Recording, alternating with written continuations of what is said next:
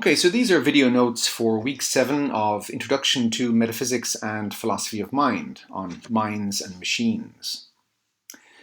As a background to the lecture this week on machine functionalism and Turing machines, in these notes we'll look first of all at how functionalism arose as a response to identity theory, how it arose as a response to behaviorism, and then at one form of functionalism in particular, namely machine functionalism. Okay, so we've already seen that physicalism says that everything that exists is physical, and so if minds exist, they're completely explicable in terms of the physical. And that's in contrast to dualism, which we looked at last week when we read Descartes. But there are different forms of physicalism. The most prominent have been behaviorism, which says that mental states just are, in some sense, physically observable behaviors, or at least they can be defined in terms of overt physical behaviors or dispositions to behave. And we've also got mind-brain identity theory, which says that mental states just are brain states. They're identical with brain states. And finally, we've got functionalism, which says it's not so important what mental states are made up of, by contrast with what mind-brain identity theorists say. What's more important is what mental states do. So in other words, their function. And after all, there are lots of things that are defined in this way, by what they do. So take clocks, for example. It doesn't matter what a clock is made up of. What matters is what clocks do. So if something accurately keeps track of time, then it's a clock. That's the function of a clock. Functionalists about the mind say something similar about mental states. But in order to understand how functionalism arose, we first have to understand what it was reacting to. And one of the theories it was reacting to was mind-brain identity theory. So mind-brain identity theory says that the mind just is the brain. So each mental state you have just is a brain state. And that might seem surprising. You're nothing but a pack of neurons. But the idea is actually quite widespread, as cartoons like this show.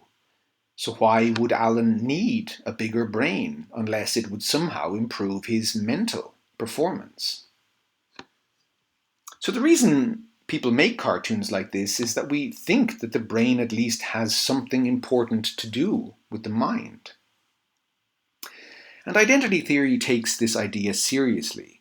It says that the mind just is the brain. So let's say I've got the belief that Dublin is the capital of Ireland.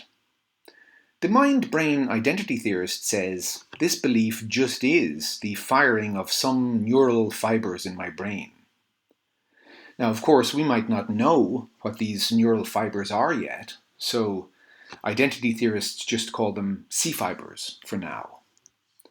So my belief that Dublin is the capital of Ireland is identical on this view to C-fibers firing in my brain.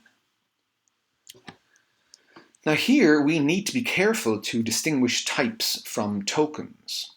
So take the type cat, which we'll represent by this symbol of a cat. Now here, a type is just a category of thing. So we know the things that belong to this category, they're cats. We know, for example, that chairs are not cats. Chair is a different category of thing. If we went around trying to decide which things belonged in the category cat, we'd find lots of individual cats. So here are a few. One of them might be my actual cat, call her Chloe. Another might be my friend's cat, Swedgen. That's actually the name of one of my friend's cats. Another might be your cat. These are all individual cats, and individual cats are tokens of the type or category cat. Same thing for dogs. Let's represent the type dog with this symbol of a dog.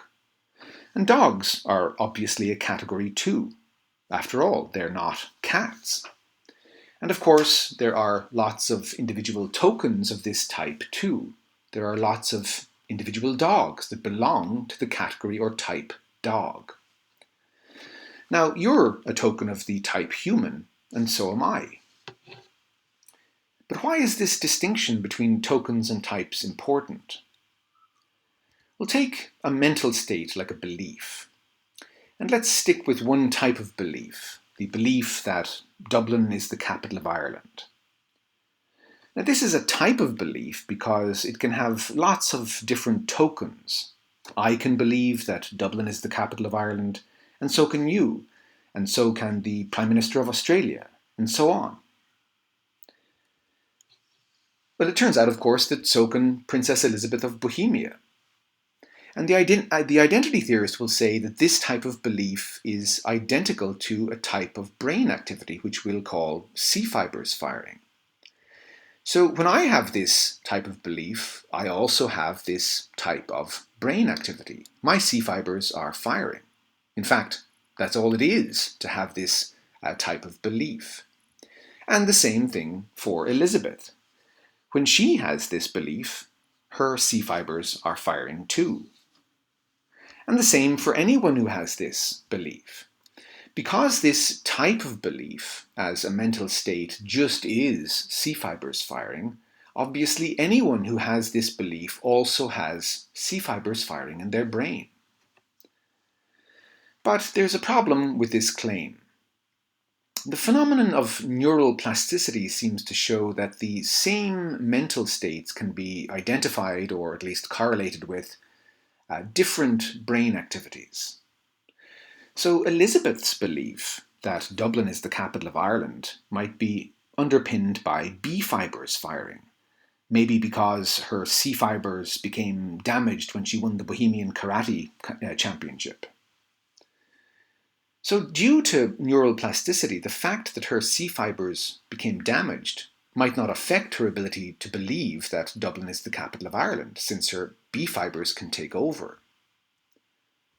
And why couldn't an alien believe that Dublin is the capital of Ireland?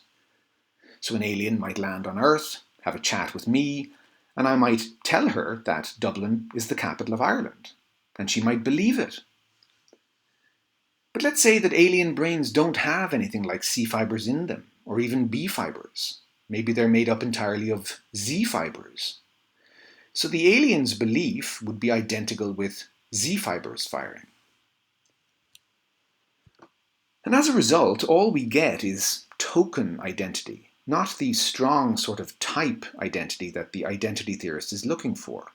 So each token of the belief Dublin is the capital of Ireland will be identical with some token brain state, but there might be a never-ending list of such brain states. This type of belief will not be identical with any type of brain state. And that's not a very informative theory. Worse, what's to stop an artificial intelligence, like the operating system Samantha in the movie Her, from believing that Dublin is the capital of Ireland? Samantha doesn't have any neural states because she doesn't have any neurons. Maybe when Samantha has the belief Dublin is the capital of Ireland, it's underpinned by silicon. So the idea here is that mental states, like beliefs, seem to be multiply realizable.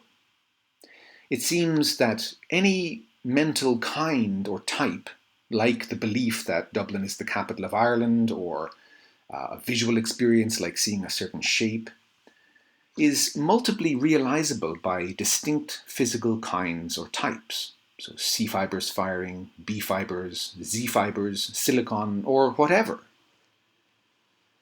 And if a given mental kind is multiply realizable by distinct physical kinds, then it can't be identical to any specific physical kind. And as a result, no mental kind is identical to any specific physical kind, which means that identity theory is false.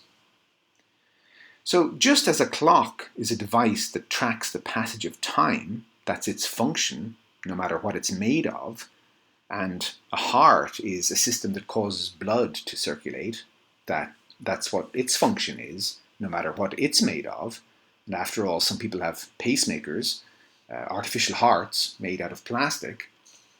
So too, the idea goes, mental states might be defined in terms of their functional role, not in terms of what they're made up of, but instead in terms of what they do. So a mental state might be defined as something that plays a causal role with respect to input, output, and other mental states.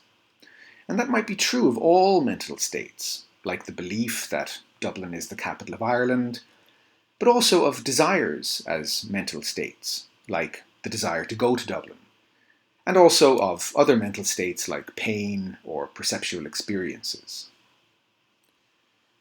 So the belief that Dublin is the capital of Ireland might be caused in our alien friend by a certain input, like me telling her that Dublin is the capital of Ireland, and this belief might in turn cause the alien to want to go to Dublin.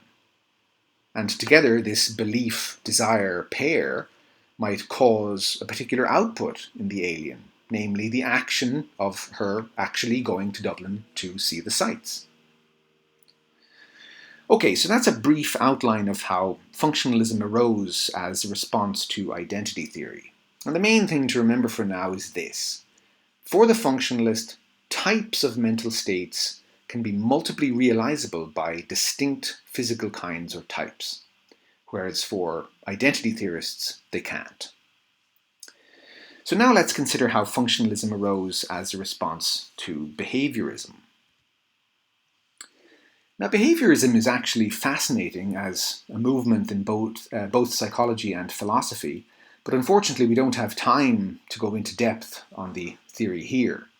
So for more details, you should take my unit on philosophy of mind. And there are various forms of behaviorism, so according to psychological or methodological behaviorism, which dominated psychology for much of the 20th century, mental states can only be studied through publicly observable behavior. According to logical or analytical behaviorism, which was prevalent in mid-20th century philosophy, mental state expressions can only be defined in terms of behavioral and physical expressions. Even more strongly, according to ontological behaviorism, mental states are nothing but behavior or dispositions to believe. And so, strictly speaking, mental states don't exist. The important thing to remember for now is that unlike functionalism, behaviorism ignores, or as I mentioned a moment ago in the case of ontological behaviorism, even denies the existence of internal mental states or processes. So let's see how this idea is almost certainly mistaken by looking at Jerry Fodor's example of the Coke machine, taken from one of your readings for this week. So let's say you're really thirsty and you come across a vending machine for Coca-Cola. Let's also assume you've had limited experience in life, so you've got no idea how to work this machine, even though it seems clear that you can get a nice cold Coke out of it, somehow. So, like a scientist, you try some things, making experiments. You try kicking it. That doesn't work. So you try reaching inside to grab a Coke. That fails too. You try shouting at it. That doesn't work either. So finally, not knowing what else to try, you notice a slot about the size of a coin and you insert $1. And a nice cold Coke bottle comes out. Now, after quenching your thirst, you realize you've discovered the first law of Coke machine behavior, which can be represented by this table. With a $1 input, you get 1 Coke as output when the machine is in normal working order, which we'll represent here as state 0 or S0. And you try this multiple times and you confirm the law. Now this is fascinating and you want to learn more about the machine, so you experiment further to see what other inputs, if any, might give certain outputs, maybe even giving a Coke. Well, a coin worked well, so you try that again, except this time you use 50 cents. But that doesn't do anything. Disappointed, you try lots of other stuff again, like shouting and so on. Nothing works. Finally, you try another 50-cent coin, and lo and behold, another Coke. You try this a number of times, and you find that every second time you insert 50 cents, you get a Coke. And likewise, every time you insert $1, you also get a Coke. So the machine will give you a Coke when it receives $1, but there are two ways of giving it $1. And on one of these ways, when you give two 50-cent coins, the machine seems to have some way of remembering that it has received a 50-cent coin since the last time it dispensed a Coke. So now we've discovered the second law of Coke machine behavior. And together with the first law, we can now completely describe the machine's behavior by this table. So there's one state the machine can be in, call it S1 or state 1. And when the machine is in that state and receives $1, it dispenses a Coke and stays in state 1. When the machine is in state 1 and receives 50 cents as input, it goes into state 2. When it's in state 2 and receives 50 cents as input, it dispenses a Coke, and it goes back into state 1. When it's in state 2 and receives $1, it dispenses a Coke and 50 cents in change, and it goes back into state 1. So Fodor's example of the Coke machine shows that even to explain the behavior of something as simple as a Coke machine, it seems we need to appeal to internal states of the system that we're explaining. So after all, as I said, the machine seems to have a way of remembering, in some sense, that it has received a 50 cents coin since the last time it dispensed a Coke. But notice too that explaining the behavior of the machine in terms of this table, we're leaving it entirely open how these functions get realized. Maybe there's a mechanism inside that's sensitive to the relative weights of coins. Maybe it's a digital system. And for all this table says, it might be that there's a leprechaun inside that tallies the number of 50 cents or $1 coins and then dispenses the Cokes accordingly. So in other words, the functions the table describes are multiply realizable in lots of different ways, just like clocks. The table gives a functional role explanation of the Coke machine's behavior. And functionalists about the mind want to say that a similar functional role explanation can be given for all human behavior. Now, the table describing these functions will of course be a lot more complicated than the table for the Coke machine, but it'll be the same sort of thing. And just like the Coke machine table, it'll have to appeal to internal states, which for human behavior obviously will be mental states. So whereas behaviorism doesn't allow for talk of internal states at all, modern cognitive science and psychology, which are largely functionalist, do rely on talk of internal mental states. So in the lecture this week, we'll be looking at one particular form of functionalism, namely machine functionalism. But you need to be aware that this is only one form that functionalism can take. So in general, all functionalists say that a mental state is something that plays a causal role with respect to inputs, outputs, and other mental states. So you've got inputs which cause mental states of various sorts, and these mental states causally interact with each other, and together they cause behavioral outputs. So, for example, the presence of an apple on the table might cause you to have a visual experience of an apple on the table. And this mental state, this visual experience, might causally interact with your desire to eat something and your belief that an apple would be good to eat, which in turn will cause you to reach out and grab the apple, which is a behavioral output. But strictly speaking, functionalism is a black box theory because by itself it doesn't specify what's going on in the box to mediate these functions. Just as the table for the behavior of the Coke machine didn't specify what mediates the functions in the Coke machine. It might even be a leprechaun. So what's going on in the black box? So functionalism as a pure black box theory is, strictly speaking, consistent even with dualism. Maybe the relevant functions are facilitated by an immaterial soul, just as they might be by a leprechaun for the Coke machine. But functionalism is usually motivated by physicalism, not dualism. As we'll see in more detail in the lecture this week, machine functionalism says that the relevant functions are served by a computational mechanism. So in other words, the mind is a computer, and more specifically, a Turing machine.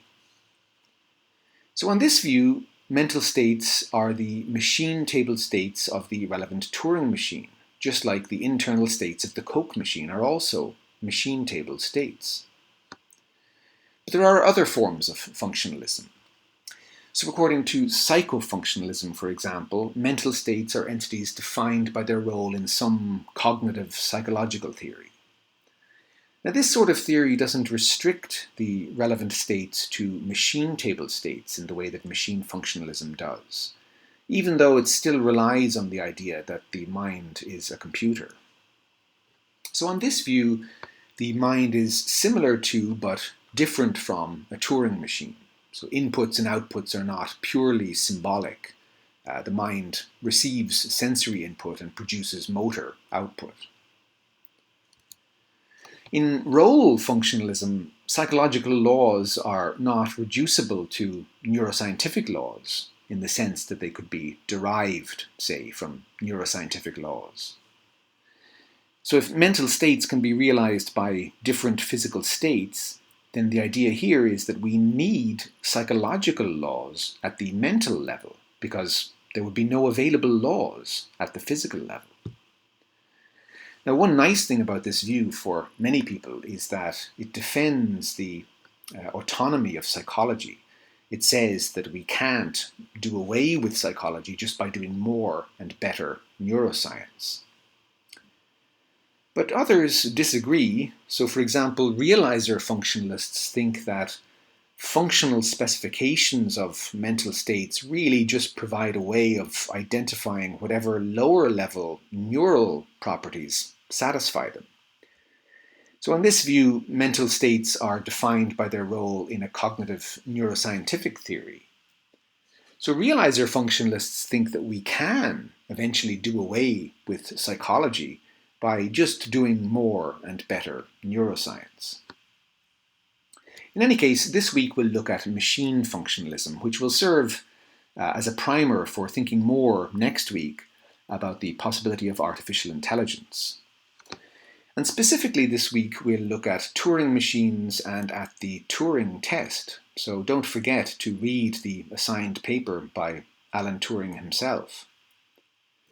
Okay, so in this video we've looked at how functionalism arose as a response to identity theory, how functionalism arose as a response to behaviorism, and at one form of functionalism in particular, namely machine functionalism, which will be the focus of this week's lecture. If you've got any questions about any of the material covered here or in the lectures on Turing this week, feel free to contact either your tutors or me. Thanks for listening and watching.